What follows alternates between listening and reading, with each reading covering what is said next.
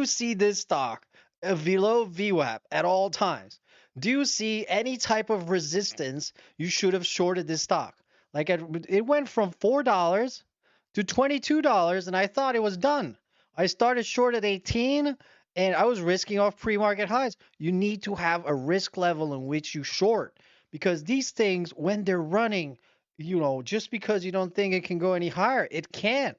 This is sin, and I have plenty of others examples, and I know you might see them once in a blue moon, but this is what you try not to short. This is the example I wanted to show you because I never seen a stock this strong. This is straight out of my course. If you continue by, this is what I was talking about. TPST right here. The ticker pretty much right here. The ticker went from 4,200%. Look, 17 cents up to $4, and people were shorting it in the twos and the threes, and they were adding and adding and adding. Guess what happened? Guess what happened? Was this stock ever below VWAP? No. Did you have any risk level to short this stock? No. Then why are you playing with fire? In this ticker, I saw a trader lose like 20, 30 grand. Not to mention like how many traders blew up their account. And you might be like, "Oh, this is only happening in a blue moon." Yeah, but that's all it takes for you to blow up your account. 15 cents to $11. What you should be doing here? Trade it small, long. You should never buy, you should never short it because it was day one. Day one. Avoid day one as a short seller and you'll be all right. Like that started to really help these traders grow. And all they needed was more defined risk rules, more defined entries, and more defined exits. They knew where to find edge. They knew what stocks to trade. They did the work ethic to do all of that, and they were never going to tire. These were traders where their idea of a fun time was just, staying up late, weekdays, weekends, reviewing charts. That's all they want to do is trading, and talk trading. And so once you then kind of capture and give structure to that for traders that are on that side of the spectrum, that's when we started to see their talent really, really grow. Here's the trading principle. You don't get better as a trader by being told what not to do. You get better with deliberate, focused work. How to actually improve, run targeted drills to build specific skills, build and refine your personal playbook, review your trades on video, collaborate with other pros like Lance. It's about building systems, not just avoiding errors. And Jeff, I want to play this clip for you and get your reaction and ask you, hey, what do you remember about Nano and Armand? We don't sit and say, hey, don't fumble. Like that doesn't work. You identify what happened. You fumbled. Why did it happen? There's a reason why it happened, and then you attack it. I mean, that's how you fix the issue.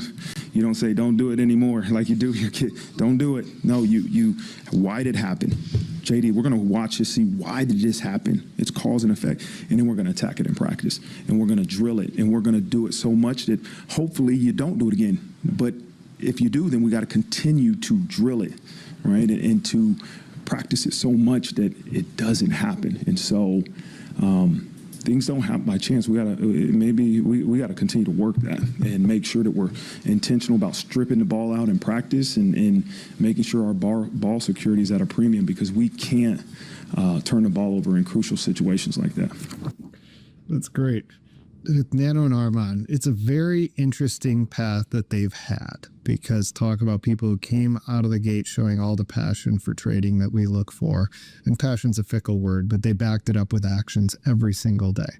They, even as interns, they would be sending me charts marked up, and I mean marked up, saying, if this happens, this would be great. It'd be 10 o'clock at night.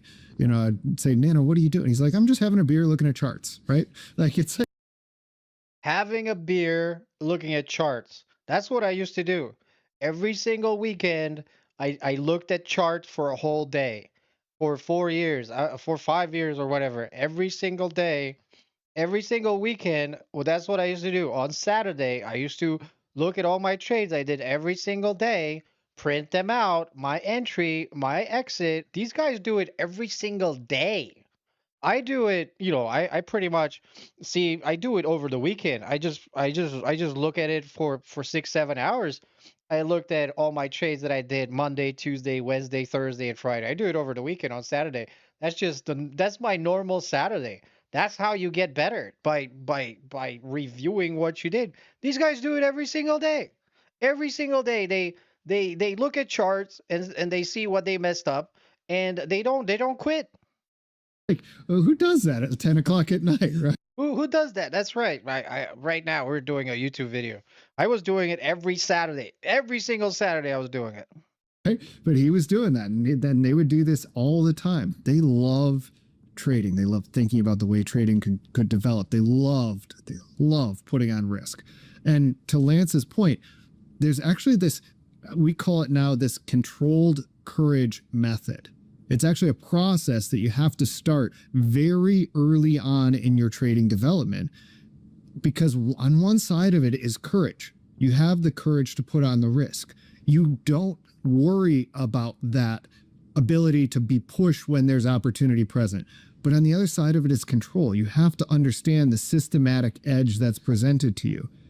Now, the controlled courage method is all about that balance. There are some people that need to be pushed one way or another. But for most of us and most traders in general, that's a process that if you just follow over time, you can find that balance between that courage and that control. The way that they've done this, and this is a process anybody can copy, is they would take their playbook and they would just review it constantly. I'm not talking about like they'd do a playbook and then they'd come back to it a month later. They would review the playbook constantly. Like I have traders that have purchased the book and they pretty much print it out and they review it. Because today everything happens so quickly. You don't have time to act.